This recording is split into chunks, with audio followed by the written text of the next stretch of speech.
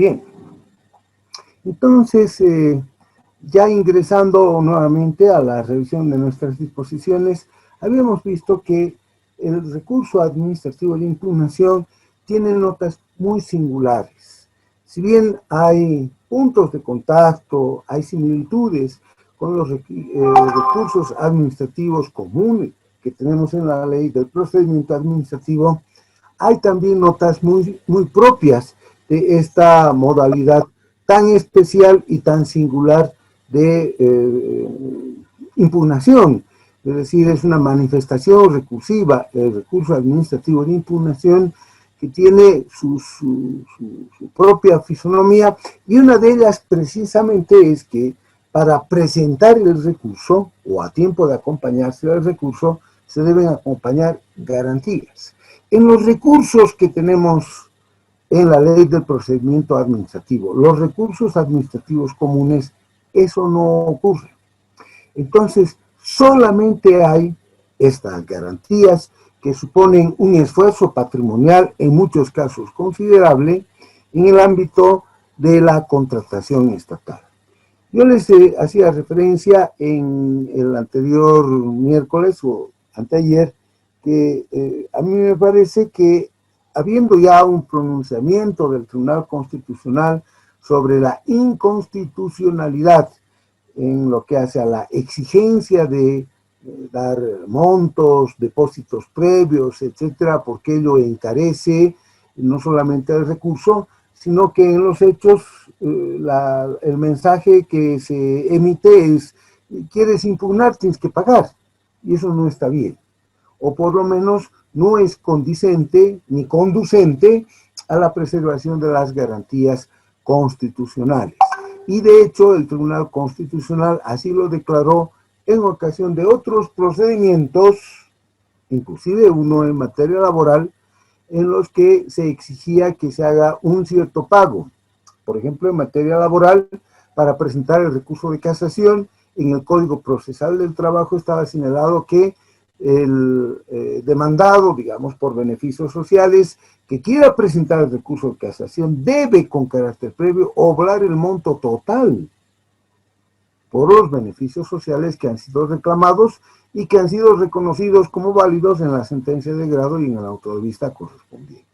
Entonces, el punto está en que más temprano que tarde es muy posible que haya algún pronunciamiento del Tribunal Constitucional sobre este punto, y que ello signifique la inaplicación de estas disposiciones. Bastaría con que alguien presente un recurso concreto de inconstitucionalidad, es decir, que reclame la inconstitucionalidad manifiesta de las garantías que aquí se piden, y que haga el correspondiente pedido, que el ente estatal cuya decisión se está reclamando haga la consulta respectiva al Tribunal Constitucional Plurinacional. Pero bueno, mientras eso no ocurra, está todavía vigente el que se tenga que presentar las garantías.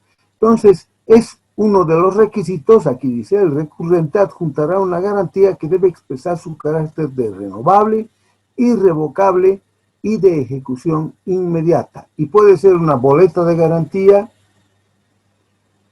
y boleta de garantía a primer requerimiento. Estas boletas se emiten o se tramitan, se gestionan, se obtienen generalmente en instancias bancarias, ¿no? Y que tienen que tener 30 días calendario, etc.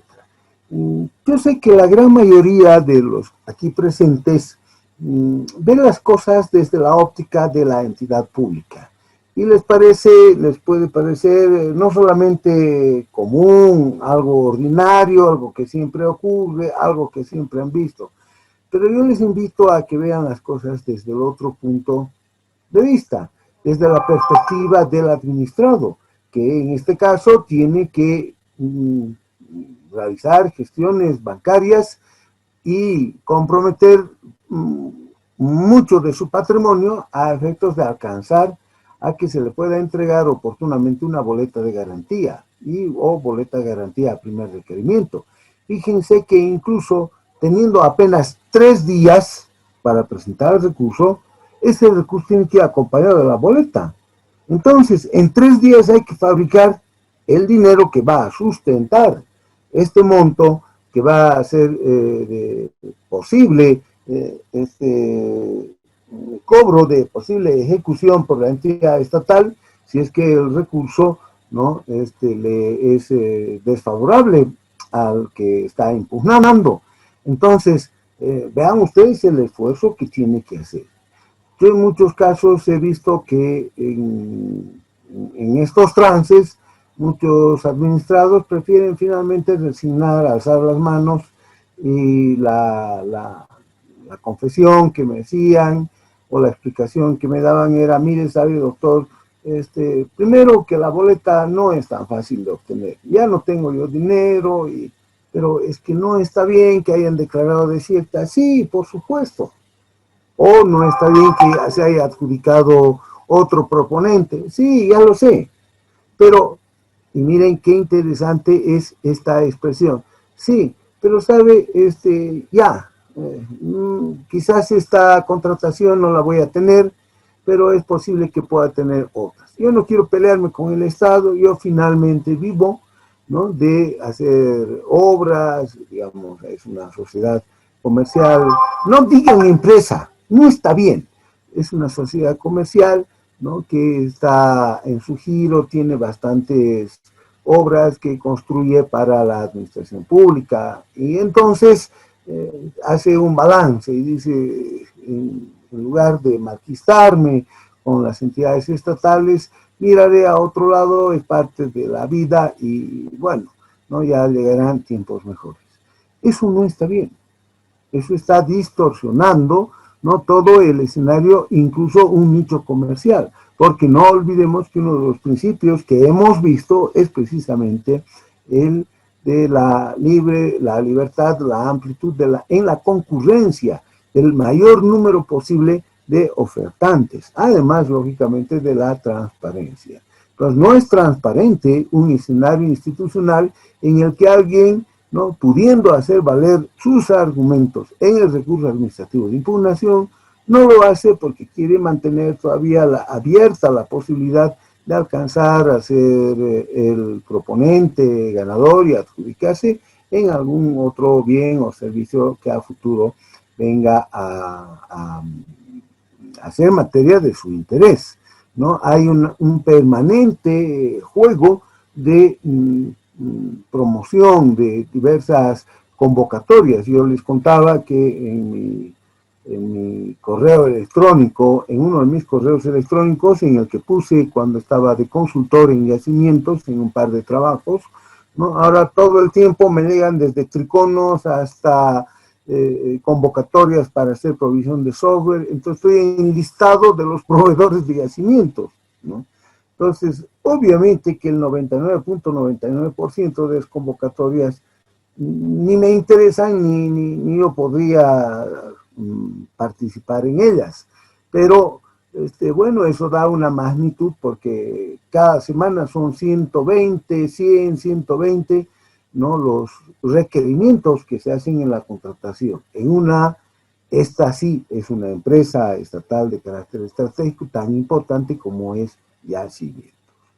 Entonces, vayamos ahora al punto de la garantía. Dice: de acuerdo con el tipo de resolución impugnada, ¿cuántos tipos de resolución pueden impugnarse conforme a las normas básicas? 5, doctor. Eso. No se olviden de eso. Sépanlo eso. No van a ustedes a redactar, por supuesto. Es más, en 7 de cada 10 casos de los que participan en un plan de estudios como este, promocionado, auspiciado por la Fundación IDEA, en 7 de cada 10 casos, más o menos, es una simple inspección estadística que yo he hecho, son participantes, alumnos que están ya trabajando en entidades estatales. Entonces, no van a ser ustedes quienes resuelvan. Desde luego que esto va a estar a cargo de los servicios jurídicos, pero tienen que saber cuáles son las resoluciones y las singularidades del procedimiento de impugnación, y en este caso específico, en lo que hace a las resoluciones impugnables y las garantías que se acompañan. No es difícil porque van a advertir que hay una cierta lógica. Por ejemplo, contra la resolución de aprobación del DBC, el documento base de contratación. Entonces se deberá acompañar esa boleta por el 1% del precio referencial. Claro que siempre aquí, como en cualquier otra actividad comercial, ahora lo estoy viendo desde el punto de vista del administrado, juegan los grandes números.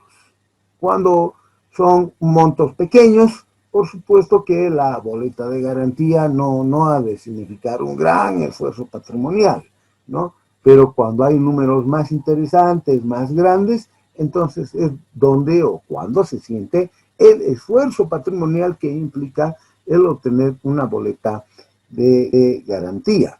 Entonces, el 1%. Ahora, esto sí es el total.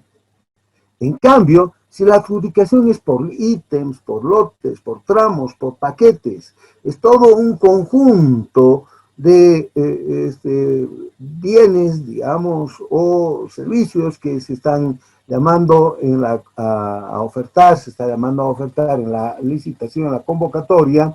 Entonces, si solamente se ha optado por alguno de esos ítems, o lotes, o tramos, o paquetes, entonces el monto, ¿no?, por los precios referenciales en cada uno de esos ítems, lotes, tramos o paquetes. Entonces, no es difícil de entender, el monto sigue siendo igual, es el 1%. ¿Qué pasa si ahora se va a impugnar la resolución de adjudicación, que es la más importante, o en todo caso la que más lógicamente ante nuestros ojos ha de ameritar la posibilidad de estudiar la impugnación, o contra la resolución administrativa de declaratoria desierta, ¿no?, equivalente igual al 1% del monto de la propuesta. La regla es el 1%.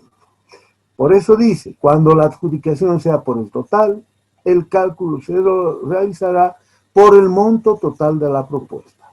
Cuando la adjudicación sea por ítems, lotes, tramos o paquetes, ¿no?, el cálculo se lo realizará sumando los montos ofertados para cada uno de esos ítems, de esos lotes, de esos trayectos de la contratación más grande en la que el proponente ha estado involucrado.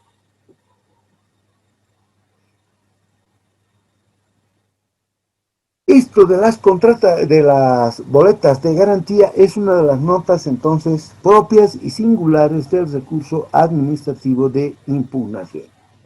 Vamos a ver ahora otra de las notas también características. Esta es una nota o una característica o parte de la fisonomía de las vías recursivas en materia de contrataciones estatales, que si bien no es única, porque así como hay en contrataciones estatales la suspensión del proceso de todos los demás trámites administrativos, es algo más bien extraordinario, pero hay en otras áreas, en otras esferas. Por ejemplo, ¿no?, en ciertos procedimientos en el ámbito regulatorio está previsto que que con la interposición del recurso administrativo, el trámite se paraliza. Y eso es lo que aquí dice. La interposición del recurso suspenderá el proceso de contratación. Esta es una nota muy interesante.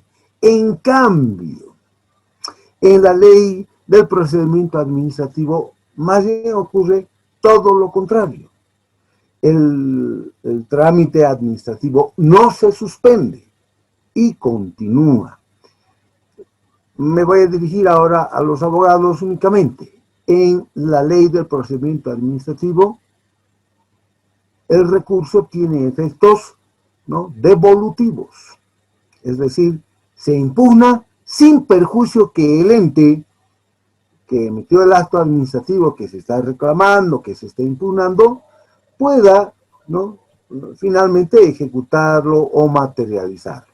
Si no se quisiera, hay que pedir que se suspenda la ejecución del acto administrativo, pero ello implica una excepción a la regla, y la regla es que precisamente, ¿no?, el recurso administrativo no suspende. Eso es en la ley del procedimiento administrativo, por ello les digo, tiene efectos devolutivos. En cambio, aquí en la contratación estatal tiene efecto suspensivo, es decir, se suspende todo el trámite de la contratación, queda suspendido. Ahora sí pueden volverme a escuchar todos. Entonces, dice, la interposición del recurso suspenderá el proceso de contratación. Y el proceso de contratación, sin embargo, no ha de quedar suspendido por siempre. Se va a reanudar una vez que se agote la vía administrativa. Pregunta, porque era parte de la tarea. ¿Qué significa agotar la vía administrativa? ¿Y qué consecuencias tiene ello? Le voy a preguntar entonces a alguien, a alguien de los que está entre nosotros. Claudia Ross, ¿qué significa agotar la vía administrativa?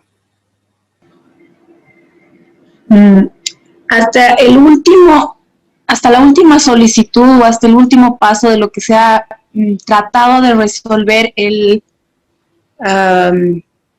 proceso, pero el proceso como tal en la parte legal. Bueno, si dice agotar la vía administrativa, la idea no es, la idea ya está anticipándose. Y luego de la vía administrativa, ¿qué queda entonces, Claudia? Judicial. Muy bien. Pensé que me estaba, tomando, no el pelo, sino que se estaba guiando únicamente por lo que, por el contenido de las expresiones, el contenido semántico. Efectivamente, como dice Claudia, ¿no?, una vez que termina el procedimiento de este recurso, entonces termina la sede, ya no hay más que hablar en el ámbito administrativo. Si supongamos el recurso ha sido rechazado, entonces el ente que está contratando puede reiniciar el, entre comillas, proceso, entre comillas, de contratación. Se ha suspendido únicamente mientras estaba pendiente de resolverse ese recurso administrativo, el recurso administrativo de impugnación. Y entonces, he aquí lo interesante, ya nos lo ha dicho Claudia, el que ha perdido, aquel a quien se le ha rechazado el recurso, podrá seguir la vía judicial. Es decir, no termina todo ahí, puede seguir la vía judicial. Muy bien, Claudia. Le preguntaré ahora a María Eugenia, ¿cómo se llama esa otra vía, la vía judicial? Licenciado, no conozco mucho al respecto. No ha investigado, ¿no es cierto? No, licenciado, yo se me está acabando de unir. No, yo no les he dicho que investiguen cuando entren a clases, eso debieron haberlo hecho ayer.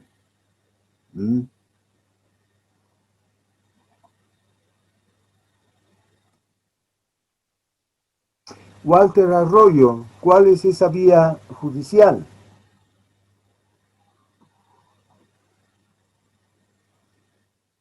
Walter.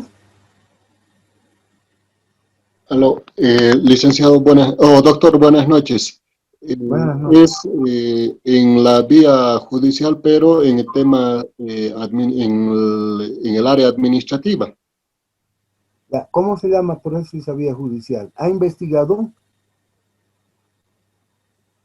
No.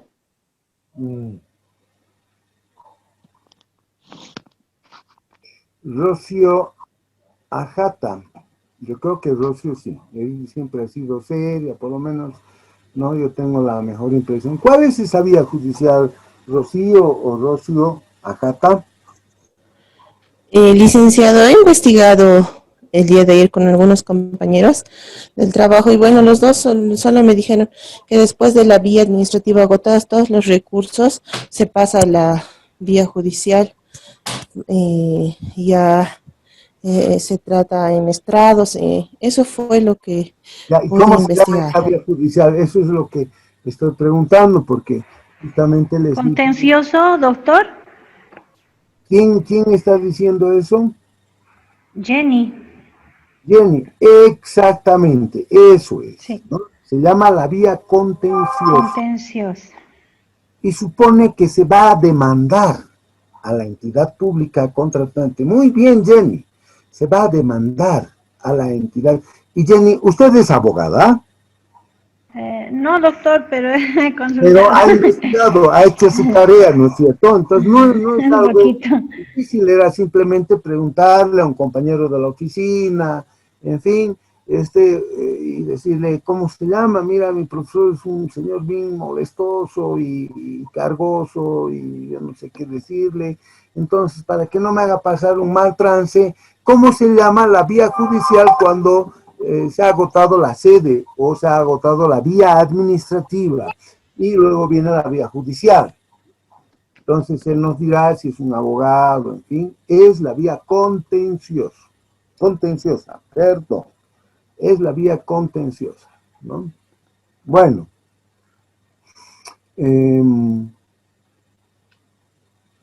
dilucidada esta cuestión,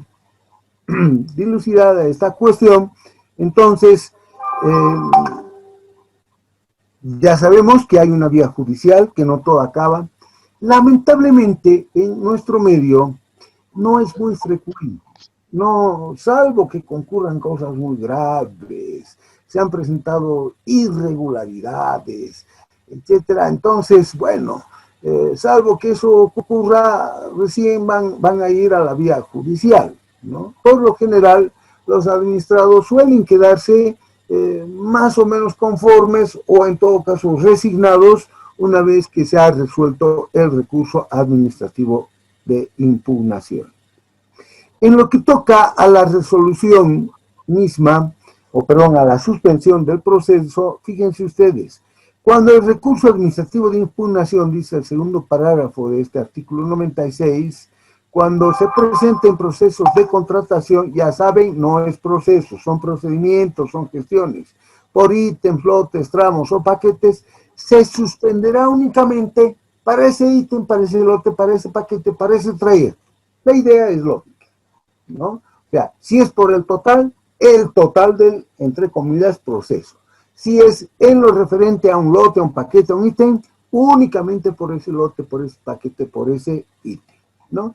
Debiendo continuar normalmente, si es que es esta última circunstancia, la gestión de contratación en los demás ítems, lotes, tramos o paquetes. Esta información sobre recursos se registran en línea en el SICOES, ¿no? Entonces, esta no es una información a la que no se pueda acceder, aunque no vamos a tener, lógicamente, el detalle, el alcance sobre el recurso, qué es lo que ha ocurrido realmente, pero vamos a saber que se ha suspendido, sea por el total, sea por un ítem, lote, paquete o trayecto. Incluso si es que eso puede resultarles interesante, los proponentes, dice, que interpongan el recurso podrán remitir al SICOES para su difusión. O sea, miren, no es algo que ha de salir necesariamente en el SICOES porque la entidad contratante así lo está haciendo, sino que es optativo, él es facultativo para los proponentes que están impugnando. Esto con el efecto con el propósito de hacer saber que están todavía en trance, si ustedes quieren, de revertir una decisión administrativa que les pudo haber resultado desfavorable. Por ejemplo, ¿no? La declaratoria desierta o una adjudicación que ellos reputan injusta o no conformada a derecho. Trámite del mismo recurso. Fíjense, supongamos que el RPC emitió la resolución de adjudicación. ¿Ante quién presentamos el recurso administrativo de impugnación? Ante la MAE, porque ella es la que ha de resolver, ¿no es cierto? Ante el RPA. Ante el RPC o el RPA. Independientemente que tenga que ser la MAE la que resuelva. Supongamos que la MAE ha actuado directamente. Como decía más arriba en las disposiciones anteriores, el miércoles que hemos visto, supongamos que la MAE no ha delegado, que ella misma ha estado al frente de la gestión de la contratación y que la resolución ha de estar a cargo de la MAE que ejerce tuición, de la máxima autoridad ejecutiva de la entidad que ejerce tuición sobre esta entidad contratante. ¿Ante quién presentamos el recurso administrativo de impugnación?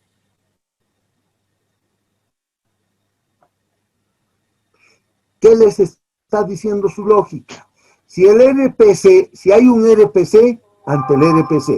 Si la MAE dictó la resolución y la resolución del recurso ha de ser otra MAE, ¿ante quién debemos presentar el recurso? Ante la MAE de la... La que no está como descentralizada. Ante la MAE de la institución que ejerce tuición. No se dejen engañar, yo soy viejo malicioso. A ver, la idea es esta. Presentamos el recurso administrativo de impugnación contra quien emitió la decisión, emitió la resolución, una de las 5. Entonces, ordinariamente, si es el RPC, el RPA, entonces ante él. Ahora, resulta que ahora quien ha emitido la decisión, quien ha tomado la decisión, es la MAE de esa entidad, la que está contratando. Y, como ya hemos estudiado, ya hemos visto, ¿no?, que si este es el caso, dice, quien ha de resolver es la MAE de una otra entidad. Pero esta la MAE de esta entidad en la que nosotros queremos adjudicarnos y tal, es la que ha emitido la decisión. Ahora vamos a impugnar esa decisión. ¿La presentamos ante esa misma autoridad o nos vamos a buscar a esa otra MAE que dice que es la que ejerce tuición? Ante el órgano rector sería, doctor. No, no hay Ante la misma autoridad. Ante la misma MAE. Ante la misma. Muy bien. Por eso, no se dejen tomar el pelo, ¿no? La lógica es, y esto sí que es en todos los recursos administrativos. La autoridad que ha emitido, ante esa presentamos el recurso, independientemente de quién tenga que resolver. Puede ser ella misma, pero podría ser otra autoridad. La regla en sede administrativa es que el recurso se presenta ante la misma autoridad que presentó o que decidió, que emitió la resolución que nosotros estamos reclamando. Entonces, en este punto, ¿no?, el recurso administrativo de impugnación sigue la regla o se asimila a los demás recursos administrativos, a los recursos que tenemos en la ley del procedimiento administrativo. Entonces, una vez que se ha recibido el recurso, los antecedentes del proceso, ¿no?, la MAE o el RPC, ¿no?, instruirá la comunicación de este recurso en 2 días. Por ejemplo, contra la resolución que aprueba el DBC, por fax, correo electrónico, a los interesados que hubieran registrado esa información en la reunión de aclaración, es decir, a todos aquellos que se han visto involucrados en la contratación. ¿Por qué creen? ¿Por qué creen que eso va a ocurrir? ¿O tiene que ocurrir? ¿Por qué? ¿Por qué se tiene que hacer conocer a todos ellos? Porque son terceros interesados. Porque están incluidos en el proceso, doctor. Exacto, porque tienen tienen legítimo. Exacto, sí. La técnica es tienen un interés legítimo. Lo han dicho muy bien. Son interesados. Por eso dice a los interesados. Los interesados por ello pueden presentar argumentos, consideraciones u observaciones. Incluso alguno de ellos podría sumarse, plantar un recurso aparte o sumarse al recurso presentado o pedir que se rechace ese recurso. Claro, si por ejemplo uno de ellos ha sido a quien más ha insistido para que se apruebe el DBC, entonces ahora que están presentando el recurso administrativo de impugnación contra la resolución que aprueba el DBC, bueno, pues entonces me interesa reforzar la posición del ente contratante, ¿no? Para que se rechace el recurso que se ha presentado. Entonces, esto es parte de la dinámica procesal que hace al debido proceso. Contra la resolución administrativa de adjudicación. Bueno, ahora todavía mucho más. Resulta que me han adjudicado, yo he sido el favorecido, y los proponentes que estaban compitiendo conmigo, uno de ellos ha presentado un recurso. Entonces, con mayor razón, estoy en B, ¿no? Yo pediré que se rechace. No es que sea, ¿qué les puedo decir? No es que tienen que hacerlo. Conviene hacerlo. Entonces, vuelvo yo a decirles, no lo vean únicamente como contingencias que se presentan cuando ustedes están ejerciendo o están prestando sus servicios en un ente público. Porque bien pudiese ser que estén al otro lado del mostrador. Entonces tienen que conocer esto y tienen que saber cuáles son las opciones que tuvieran si son simplemente administrados. A mí lo que me parece, y eso es algo muy frecuente cuando yo estaba en la dirección académica de la Universidad Andina y en Derecho Administrativo, muchos de los docentes tenían un enfoque desde el sector público. O sea, como si los recursos, los trámites, las gestiones se hubiesen planteado en interés exclusivo del Estado y no veían el otro lado. Entonces eso no creo que sea bueno, porque hay que ver ambos lados. Y eso especialmente en La Paz, porque en el interior la presencia, digamos, estatal, por lo menos de la administración central, es mucho menor. Entonces, muy típico del abogado paceño que vea las cosas, ¿no? Desde los intereses, desde la perspectiva, ¿no? Desde la óptica de la entidad pública en la que él está prestando sus servicios. Y por ello es que no le llama la atención, ni le conmueve, ni se le mueve un pelo, como cuando, por ejemplo, se están exigiendo garantías, boletas de garantía para la presentación de un recurso. En cambio, los abogados en el interior del país, yo la vez que he ido a dar cursos de capacitación y tal, he tenido que insistir en que por lo menos ayudar a ver que esa otra perspectiva, la del administrado, la que no está prestando servicios en una entidad pública, es también muy válida y es muy legítima.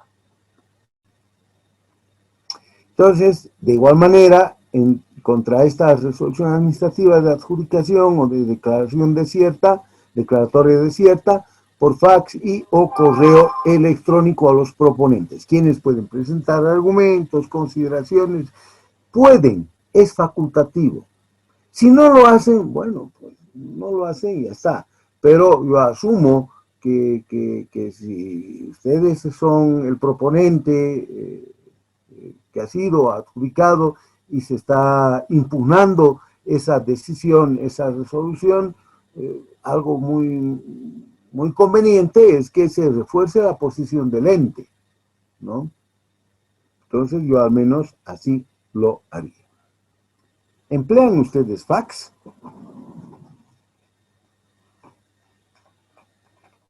No, doctor. Fíjense que la actualización de esta norma es de 2016, 2017. Yo ya esos años tampoco veía fax. esto, por ejemplo, del fax. Ya, fax es una fotocopia por teléfono. Yo tenía un socio cuando trabajaba en un bufete con otro abogado más y teníamos un fax bien moderno y sonaba y era muy apreciado y tal. Y cuando, bueno, dejó de existir la sociedad de abogados, entonces yo decía, dentro de mí, yo decía, yo quisiera quedarme con el fax, le voy a decir que sea con un buen precio. Y como leyendo mi pensamiento, mi socio me dijo, ¿te interesa el fax? Sí, ¿no? Te lo dijo por un valor nominal. Yo dije para mis adentros, qué bien, qué maravilla. Ahora el fax está de adorno, está ocupando un espacio y no sé para qué sirve. Me ha tomado el pelo mi socio. Bueno, no tomarme el pelo, pero se dio cuenta fácilmente que el fax tenía los días contados, ¿no? Entonces, dice ahora correo electrónico. Les vuelvo a preguntar lo que siempre pregunto a los maestrantes, a los diplomantes. ¿Cuántas veces abren su correo electrónico ustedes?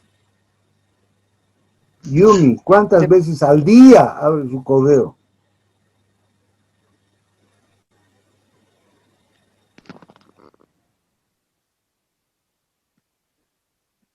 Yumi.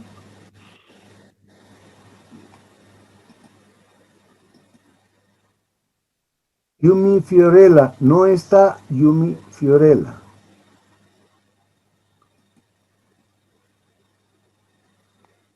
Lady D. Solís, ¿cuántas veces al día abre y yo le voy a decir a la licenciada Gutiérrez que no estaba Yumi Fiorella.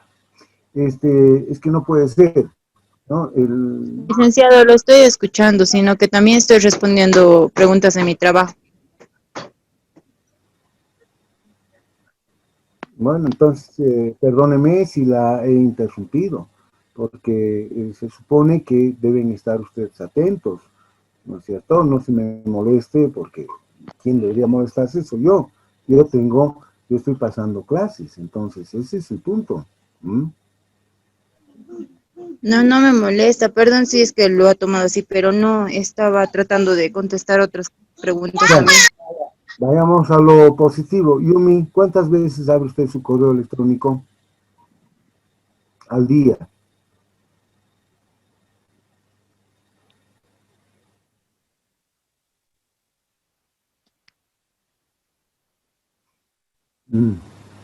Bueno, después nos quejamos del estado en el que se debate la educación entre nosotros. Lo que yo quería ponerles en consideración es que los correos electrónicos ya igual van a ser una cuestión del pasado. Debería ser a través de la mensajería común, por ejemplo WhatsApp.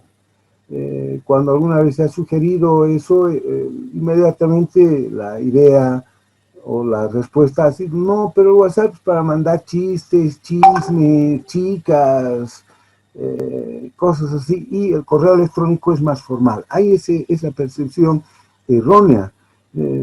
Todo depende. El correo electrónico no necesariamente es más formal y el WhatsApp es algo informal. Lo que yo veo es que WhatsApp es, por el contrario, mucho más frecuente. Todo el día está uno viendo que en el Facebook, en el WhatsApp, cuáles son los mensajes que se han enviado. En cambio, el correo electrónico, ¿no? En promedio se abre de 3 a 4 veces por semana. Hay gente que está conectada a Facebook y a su WhatsApp todo el santo día. Incluso el avión está aterrizando en el momento más difícil de la operación en el avión y están whatsappeando, ¿no? Poniendo en riesgo la vida de ellos mismos y de todos los pasajeros. Bueno, entonces, ¿en cuánto tiempo debe la autoridad que va a resolver el recurso? Dice aquí la MAE. Hay una redacción, por eso, errónea, o confusa, o que lleva o induce a error. Porque no siempre ha de ser la MAE podría ser la otra vez, la del ente que ejerce tuición. Dice, deberá pronunciarse en forma expresa en un plazo de 5 días. Entonces, miren ustedes, se presenta a los 3 días de haber sido notificados o a los 3 días de haber aparecido, ¿no?, la resolución en los medios de difusión, incluso en la ventanilla SICOES. Y la máxima autoridad ejecutiva, que es la que ha de resolver el recurso, debe pronunciarse en 5 días, a partir de la recepción del recurso administrativo. Miren ustedes, dice a partir de la recepción.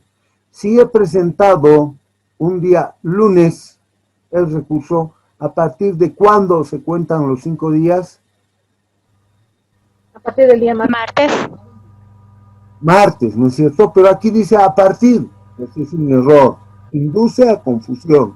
A partir del día siguiente hábil, ¿cierto?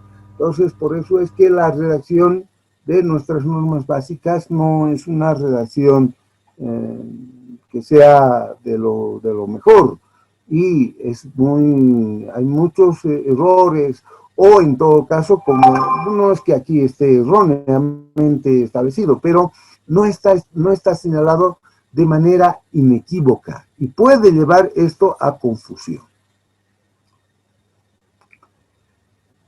Otra de las notas características del recurso administrativo de impugnación es lo que leemos en el parágrafo 3.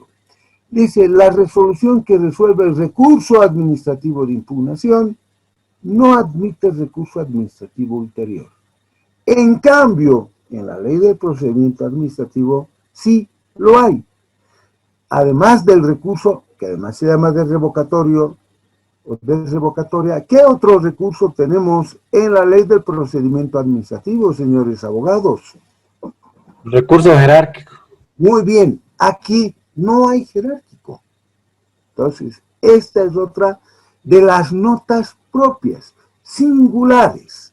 En técnica jurídica se dice que la impugnación en la contratación estatal se resuelve en una sola instancia. No hay 2 instancias, sino hay una sola. ¿Les parece, así como les pregunté en su momento, ¿no?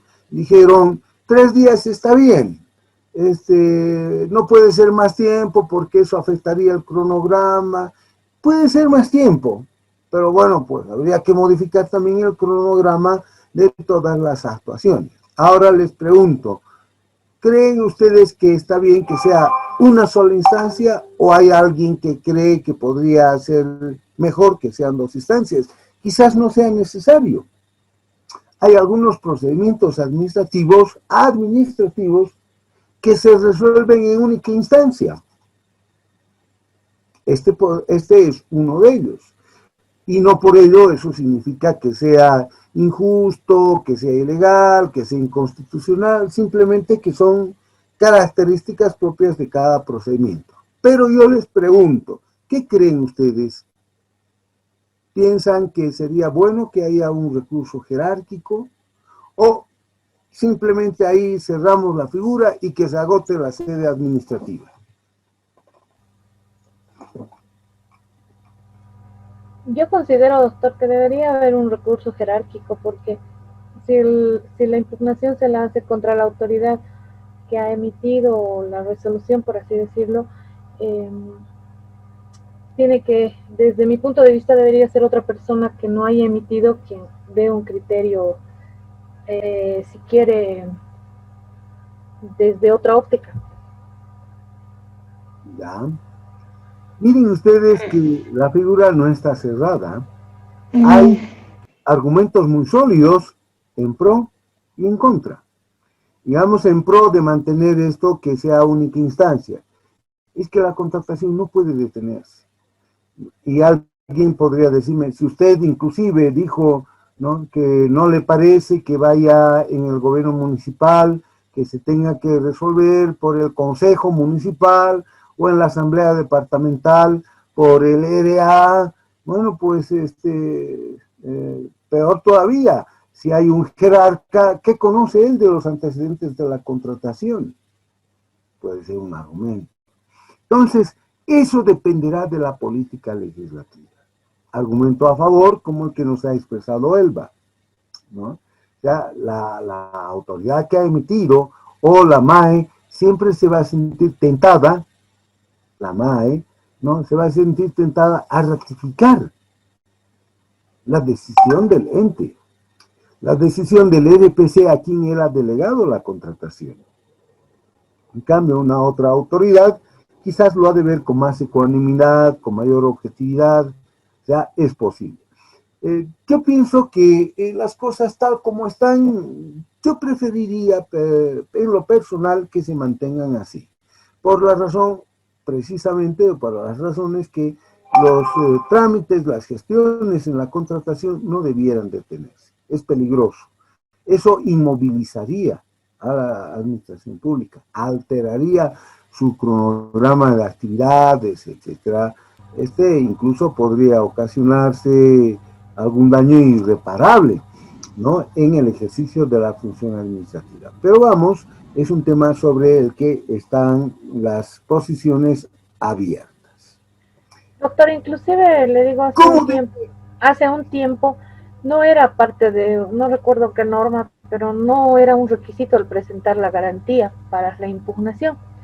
Pero sin embargo, lo que ya acostumbraban las empresas era a interponer un recurso y dejarlo ahí a fin de que la entidad no continúe con el proceso, digamos, ¿no? Por eso es que ya en esta otra norma le introducieron el tema de la necesidad de tener una boleta para que sea más seria, ¿no? Para que sea más serio el reclamo, ¿no? Está bien. O sea, eso explica por qué están las boletas de garantía. Explica, no justifica. La justificación, incluso la justificación jurídica, está más allá de la explicación. Pero, como ha dicho Elba, ¿no?, y nos está explicando, es por eso que se ha exigido. Porque efectivamente se actuaba con malicia, con a veces falta de lealtad procesal. Se interponía el recurso administrativo de impugnación, se inmovilizaba a la administración pública, se la castigaba, ¿no?, hasta que se resuelva el recurso. Muchas veces no había mayores argumentos, pero esa era de cajón, digamos, parte de su estrategia, lo cual no está bien. Entonces, dos males nunca se olviden. Un mal no se contrarresta con otro mal, ¿no? Entonces, quizás habría que ver otro mecanismo para impedir que hayan impugnaciones sin mayor seriedad o impugnaciones maliciosas como las que nos señala Elba. Aquí en el artículo 98, lo que encontramos son más que las características, cuáles deben ser los requisitos de toda y de todo acto administrativo. No es solamente de la resolución que resuelve el recurso administrativo de impugnación. Ahora, con mayor razón, a tiempo de resolverse un recurso, ¿no?, la decisión debe estar referida aquí, dice, expresa únicamente a los aspectos mencionados en el recurso administrativo de impugnación. Esto en pura técnica jurídica para los abogados es, ¿no?, la medida de la decisión está en la medida del interés. Si hay 4 agravios, debe pronunciarse sobre los 4 agravios. No puede ir más allá. Hay otros ámbitos jurídicos en los que la autoridad puede incluso ingresar, por ejemplo, en materia laboral. Es lo que se llaman los fallos ultra petita. Van más allá de lo que se ha pedido. Tampoco puede ser menos, no puede ser infra petita. Esa es terminología jurídica. Lo de petita no está refiriéndose al escarabajo Volkswagen, sino infra petita, petita de petitum, de petición. Uno pide en un recurso, se pide que se deje sin efecto la decisión que se ha asumido, que se deje sin efecto el acto administrativo. Debe ser además motivada y fundamentada.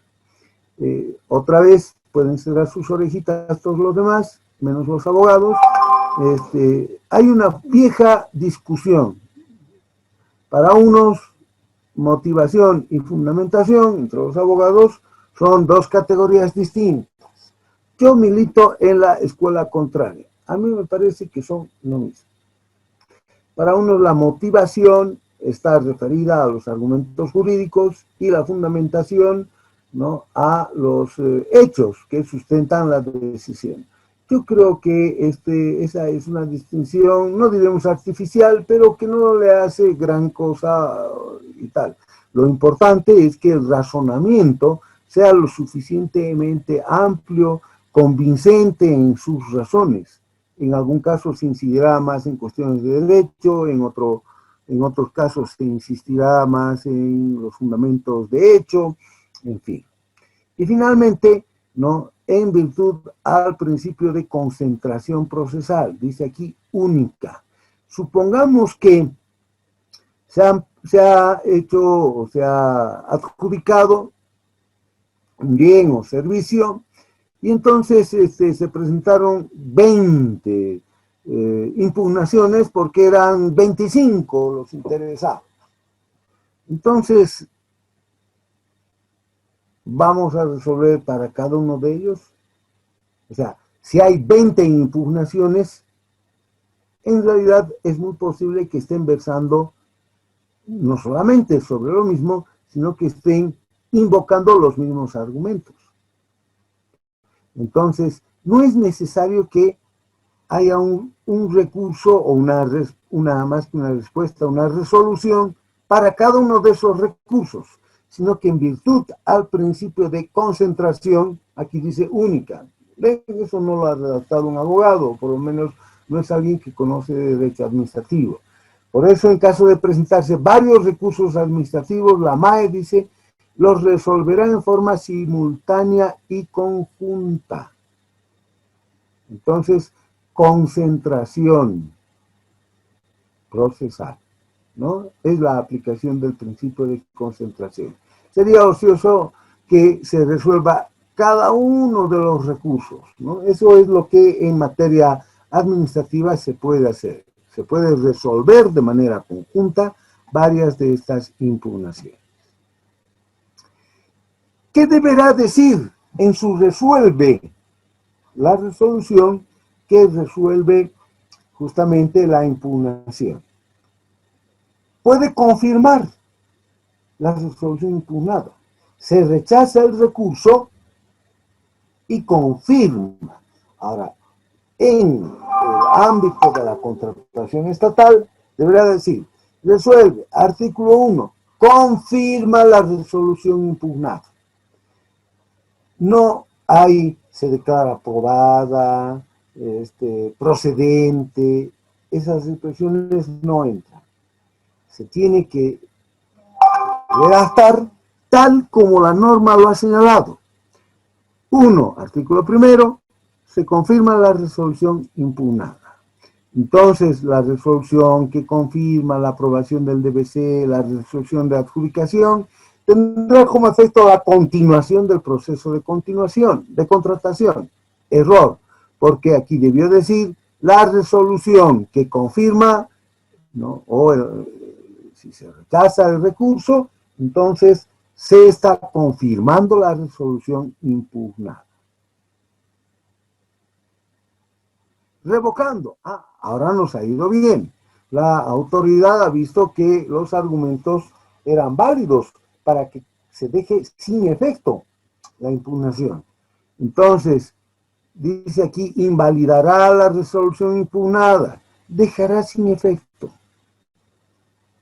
Según los siguientes casos, y ahí tenemos, la revocatoria de la resolución que aprueba el DBC, es decir, la modificación de la resolución que aprueba el DBC. Y aquí vienen las guías, deberá ser pronunciada previo análisis del DBC, incluso anulando obrados hasta el vicio más antiguo, si es que se hubiesen producido irregularidades. Señalará expresamente los vicios, etc.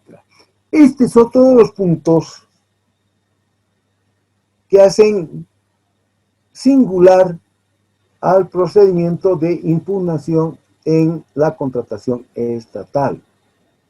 Doctor, este es el punto donde usted, donde nos estaba haciendo la pregunta, de este es el punto donde se agota la vía administrativa y desde este documento que sale desde el artículo 99 del que se hace efectivo en un documento, es que el proponente que se siente afectado puede hacer ya su presentación hacia la vía judicial, ¿sí?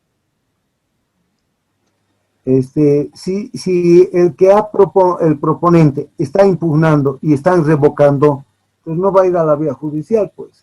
Solamente sería si confirman la resolución que él está impugnando. Es decir, hay una resolución que es desfavorable. Y entonces plantea el recurso administrativo de impugnación. Y la MAE dice, no, se confirma lo que se dijo, estaba bien dicho, y se confirma. Ahí sí se agota la vía administrativa para él y puede ir a la vía judicial. En cambio, fíjese, si revocan, cambian, modifican esa decisión que le estaba reclamando, ya no va a surtir efectos, la están dejando sin efecto, bueno, pues le conviene, ¿no es cierto? Ahora, pudiese ser también, es cierto, que se revoque parcialmente y que de todas maneras se sienta perjudicado en sus intereses, en sus derechos subjetivos. Bueno, pues en ese caso seguirá la vía judicial. Lo importante es que con esta decisión, sea confirmando especialmente o revocando, más abajo está desestimando, ¿no? Se agota la vía administrativa. Ya no hay más actuaciones impugnativas en la vía o en la sede administrativa. Y aquel que todavía se siente vulnerado en sus derechos subjetivos, en sus intereses legítimos, ya puede optar por la vía judicial a la que hemos hecho referencia más antes.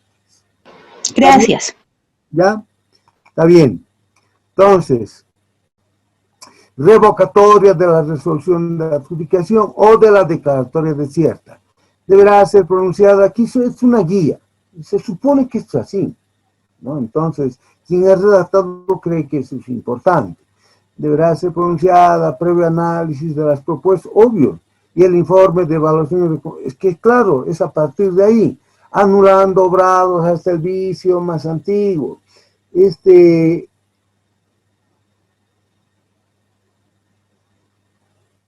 No siempre la idea es anular obrados hasta el vicio más antiguo.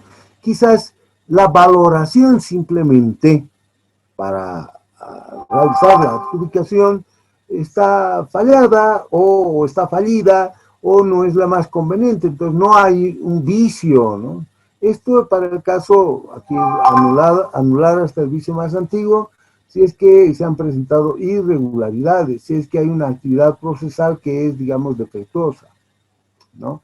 Entonces, si esto es así, señala expresamente los vicios, etc.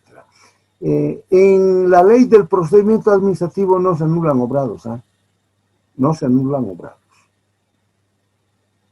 Se anularán obrados hasta antes de dictarse la decisión. Aquí, en cambio, se ha dictado la decisión y en ocasión del recurso están anulando obrados.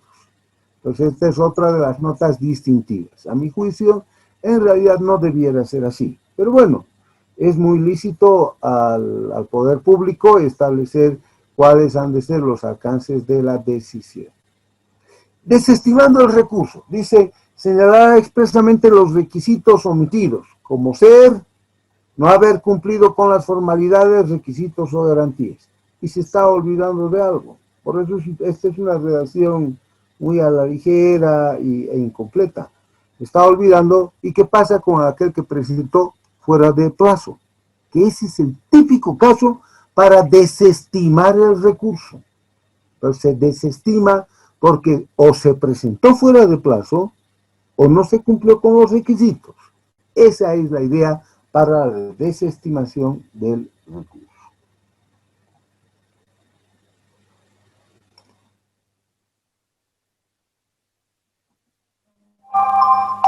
Flor Brigitte, ¿qué será el silencio administrativo?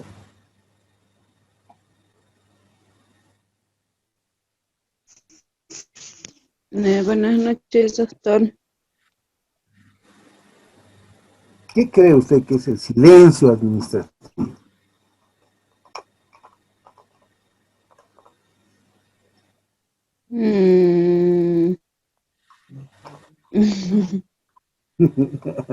Ya, está bien, no estaba como tarea. Ya. Un tiempo, tal vez, doctor, un tiempo estimado de espera. El silencio Ya. administrativo, doctor, es cuando la autoridad no se pronuncia a la reclamación que ha habido. Exacto, muy bien. Alguna vez le Cuando no llamamos se emite la una resolución. aprobación tácita, doctor, también, ¿no? ¿Es una qué, perdón? No sé, alguna vez nosotros le habíamos llamado una aprobación tácita. O sea, como no ha habido una respuesta, asumimos que está Es aprobado. administrativo positivo. Efectivamente, o sea, es cierto. A ver, vamos por partes, son dos cosas. Por orden, está muy bien lo que ustedes están diciéndome, pero hay que precisar. Lo primero, el silencio administrativo es la falta de pronunciamiento del ente público cuando tiene un plazo para pronunciarse, en este caso, para resolver el recurso administrativo de impugnación. Tenía 5 días. No lo hizo, entonces se ha producido silencio administrativo. Ese es el silencio administrativo. Ahora vayamos a lo que nos dijo la aprobación tácita y esas expresiones que señaló. En la teoría, y bueno, también en la ley del procedimiento administrativo así está, la regla es que si no ha dicho nada la administración, se entiende que se asume. Es decir, la ley señala que el efecto jurídico será como si hubiese rechazado. Doctor. Un segundito. Doctor. Sí. Doctor, buenas noches, le habla Yumi, va a disculpar, hace rato se me apagó el teléfono y recién acabo de llegar a casa para enchufarlo. Ya está bien, Yumi, ya está bien. Mil disculpas, doctor. Ya, Yumi, ya tranquila, ya pasó. Lo que les quería decir es, el silencio administrativo, por lo general, se reputa como un silencio administrativo negativo. Negativo en el sentido que se debe asumir el efecto que le está atribuyendo la ley es como si hubiera rechazado. No es que está rechazando, sino como si hubiera rechazado. Debe entenderse el efecto como si hubiese rechazado el recurso. Entonces, ejemplo, si aquí fuera silencio administrativo negativo y no, como dice artículo 100, silencio administrativo positivo, si fuera silencio administrativo negativo, entonces tendría que entender que si no se pronunció dentro del plazo de 5 días, es lo mismo que si me hubiese rechazado, como si hubiese confirmado el acto que estoy reclamando. Ese es el silencio negativo. Esa es la regla universal. Ahora, por excepción, o de manera excepcional, en algunos casos se señala más bien silencio administrativo positivo. ¿Qué quiere decir? Que si presentado el recurso no se pronuncia en el tiempo establecido, la ley señala, en este caso la norma señala, que deberá reputarse como si se hubiera revocado el recurso. Es decir, positivo para el que está reclamando. Ese es el sentido. Entonces, la ley es la que le atribuye ese efecto. No es lo que quiere el ente que ocurra. Por eso, no es bueno decir que hay una aprobación tácita. Claro, pareciera, digamos, desde una perspectiva muy superficial, ¿no? Bueno, pues hay una aprobación tácita, porque como el silencio aquí dice que es positivo, entonces, como si se hubiese autorizado a que se revoque, que quede sin efecto ese acto administrativo. Entonces, se está aprobando tácitamente lo que yo estoy reclamando. Eso es lo que nos ha dicho la participante. Pero no es así. La norma es la que está disponiendo eso. No es que el ente quiere que sea así, porque inclusive no, la regla general en materia de, esto ya es diferente, en materia de cumplimiento de los deberes que se tienen en el ejercicio de la función pública, función administrativa, es que si opera el silencio administrativo, hay responsabilidades, ¿eh? Hay una responsabilidad de entrada administrativa. Ahora, no siempre se ha de procesar a la máxima autoridad y se le ha de exigir, se le ha de sancionar, pero muy bien podría ocurrir. Entonces, no es que es una forma de aprobar o de desaprobar una manera más. A mí igualmente me decían, cuando yo estaba recién comenzando mi ejercicio profesional en el ámbito público, decían algunos abogados más antiguos, no, es una manera de pronunciarse, callándose. No, no es una manera. La ley está atribuyendo un determinado efecto, no es lo que está diciendo la MAE. Entonces, podrá ser al fin y al cabo el mismo resultado, digamos, pero la explicación técnica y jurídica es muy distinta.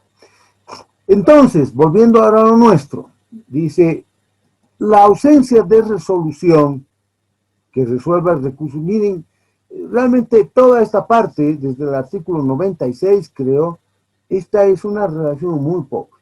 Es una relación realmente defectuosa. La ausencia de resolución. No, es la falta de pronunciamiento en la resolución del recurso. No es la ausencia de resolución. La ausencia jurídicamente es otra cosa. Entonces, esto está mal redactado.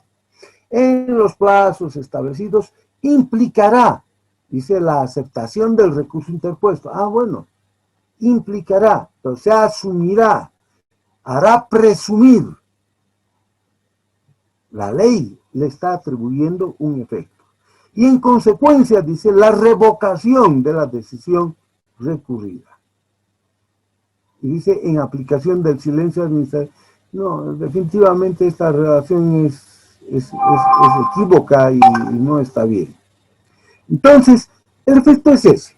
Lo importante, digamos, para nosotros, más allá de estas distinciones doctrinales y terminológicas que yo estoy haciendo y que me entienden a lo mucho los abogados, el efecto es ese, ¿no? Que si hay silencio administrativo positivo, se le da la razón al que impugna, al recurrente. Ahí está, en términos muy largos, si lo quieren entender de esa manera. Entonces, o por el contrario, el recurrente podrá solicitar mediante nota escrita el pronunciamiento expreso de la MAE. Es decir, si la decisión no nos es conveniente, a pesar de haber operado el silencio administrativo positivo, digamos, podría ser otro de los que está esperando un pronunciamiento, digamos, el que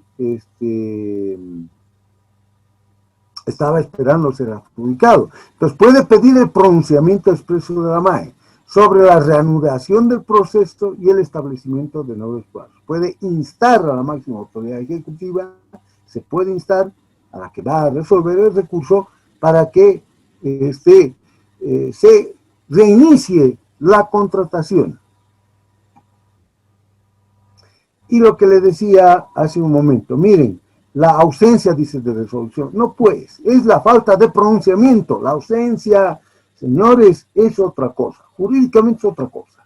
Entonces aquí, claro, no conoce el que ha redactado, pienso que es un profesional ajeno al ámbito jurídico. No, la falta de pronunciamiento en los plazos establecidos, fíjese, será causal de responsabilidad, lo que les decía hace un momento. Por tanto, no es una aprobación tácita. ¿Cómo puede haber una aprobación tácita si además ha de ser causal de responsabilidad? Y aquí además dice, será causal de responsabilidad. En la ley del procedimiento administrativo dice, puede ser. Aquí es mucho más tajante, será causal de responsabilidad. Entonces lo van a sancionar. ¿Cómo puede ser que alguien apruebe tácitamente y luego le caiga la responsabilidad administrativa para comenzar le caiga el hacha sobre su cabeza.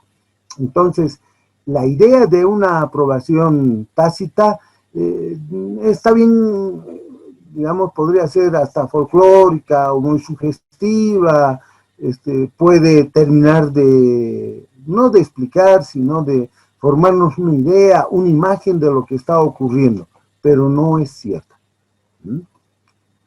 Bien. ¿Cómo se notifican? Se notifican en el plazo de 2 días, ¿no? A través de las vías de comunicación y obviamente la ventanilla SICOBES. Por tanto, la vía administrativa queda agotada cuando se ha resuelto el recurso administrativo de impugnación, en cualquiera de sus formas. Alguien dijo, será cuando se revoca, será cuando se confirma, en cualquiera de las formas de manifestarse. Cuando se resuelve el recurso administrativo, se agota la vía administrativa, la vía o sede administrativa, así se llama, y se abre la posibilidad de ir a la vía o a la sede judicial. O, por ejemplo, vencido el plazo para la emisión, esto está bien, sin que se resuelva el recurso presentado. Es decir, cuando hay silencio administrativo. El silencio administrativo también agota la sede administrativa. Finalmente, ¿qué pasa con las contrataciones? Ejecución de garantías. Una vez agotada la sede administrativa y en la eventualidad, dice, de haberse confirmado las resoluciones dictadas por el RPC o RPA, o en su caso por la MAE cuando gestionó directamente, o haberse desestimado el recurso presentado, entonces la MAE instruye la ejecución de las garantías.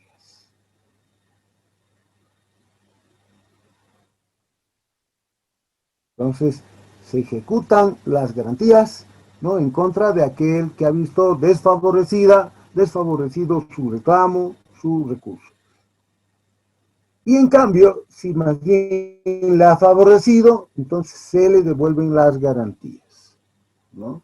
Entonces, la devolución de la garantía, sin ser ejecutada, procede en 10 días desde la fecha de la emisión que resuelve el recurso, cuando la MAE ha revocado, le ha favorecido el recurso, ¿no? Entonces le ha resultado, se le ha dado la razón, digamos, entonces le tienen que devolver sus garantías. Tienen 10 días para él.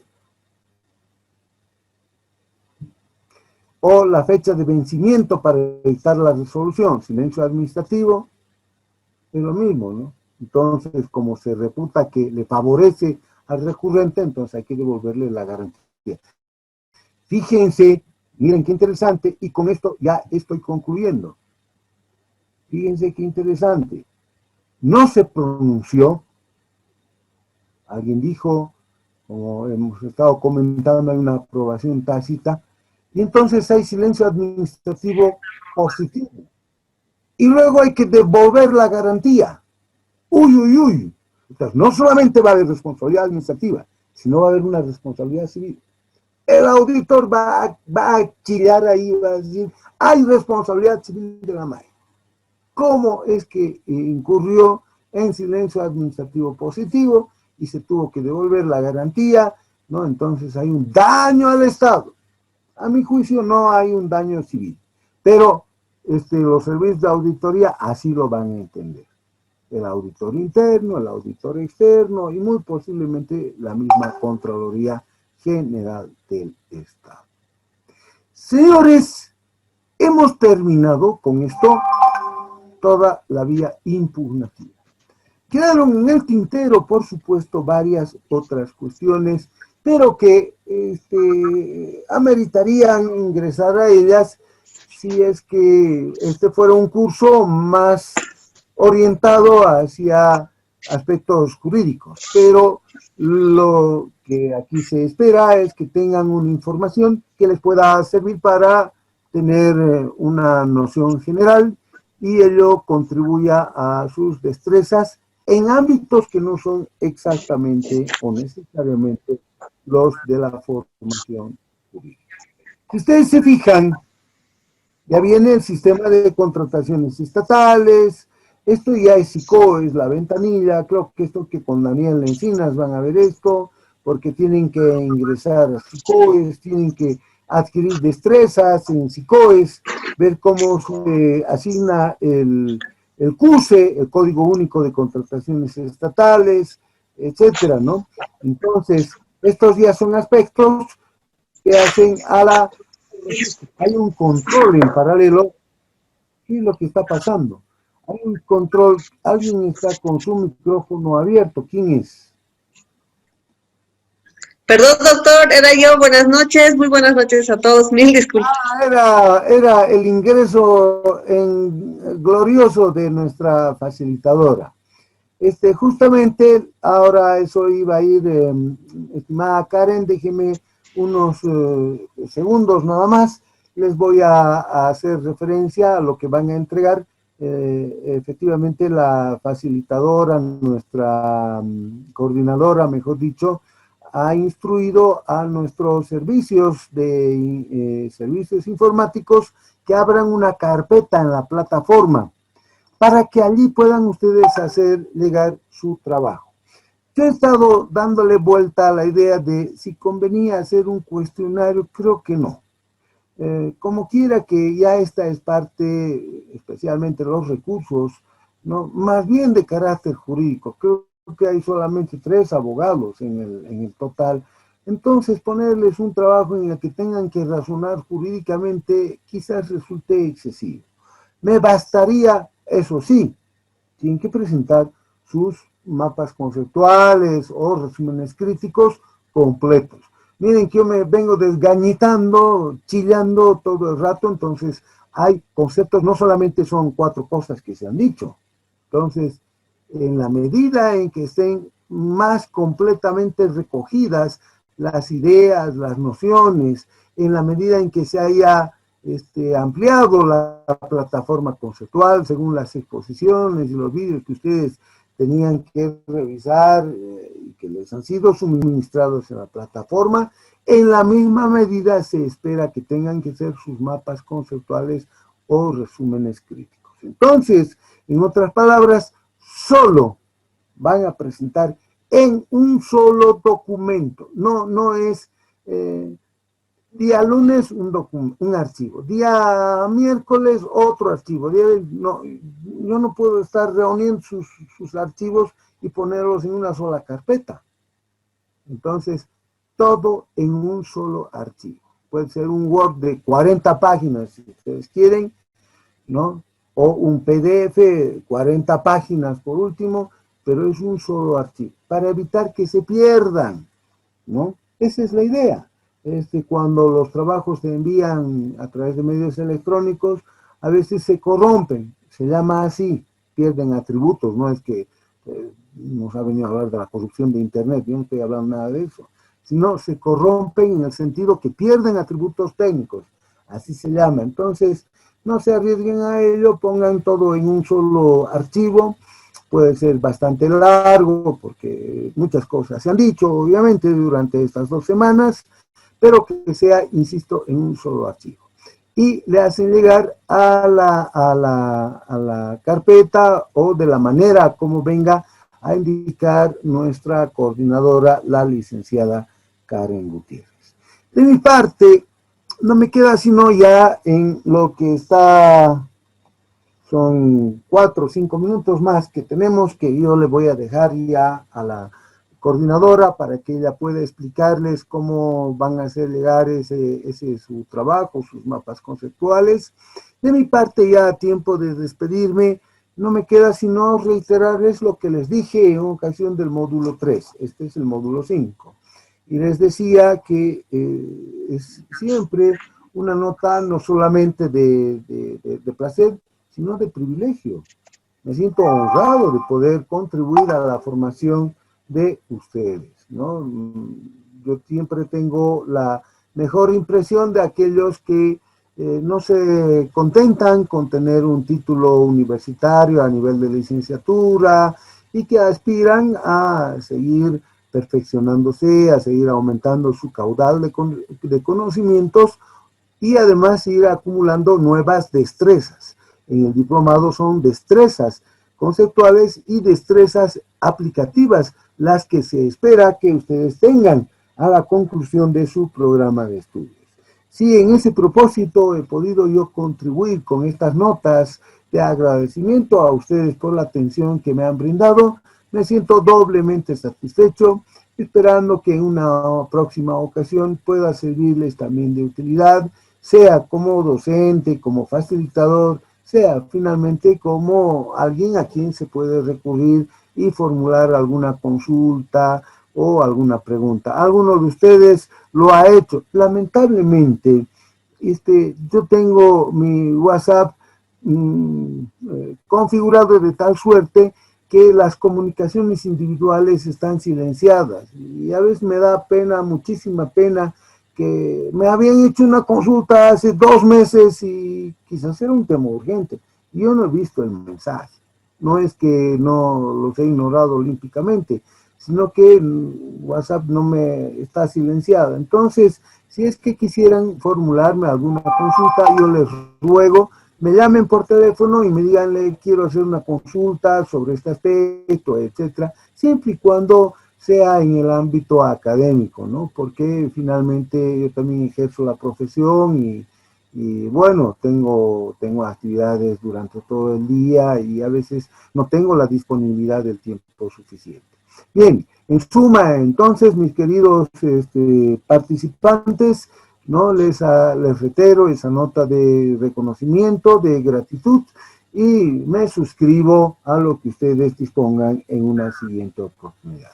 Muchísimas gracias. Les dejo con la licenciada Karen Pérez y que tengan ustedes una feliz jornada de descanso este fin de semana, que pueda nuestro país alcanzar las expectativas que nos estamos formulando y que todos nosotros contribuyamos a ello. Muchas gracias nuevamente y será hasta una otra oportunidad. Muy buenas gracias por haber aceptado la invitación de Fundación IDEA. Bueno, y algo más que quería decirle antes que se desconecten.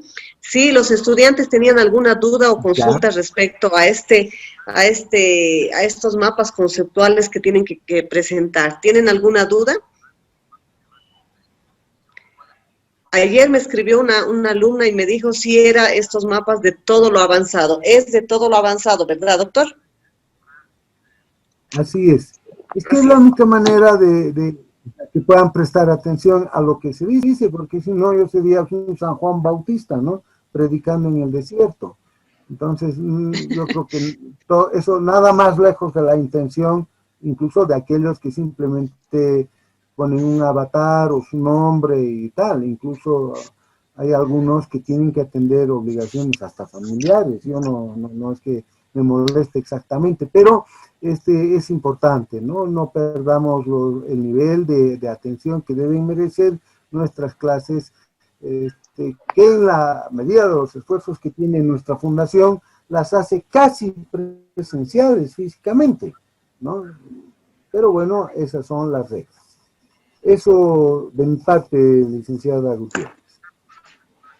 Gracias, doctor. Bueno, y pedirles a los estudiantes, ¿no? Que, bueno, que se va a habilitar ya me imagino que debe estar habilitada la carpeta para esta hora, para que ustedes puedan cargar su material. Como indica el docente, no es un trabajo con carácter formal y no evaluativo, ¿no?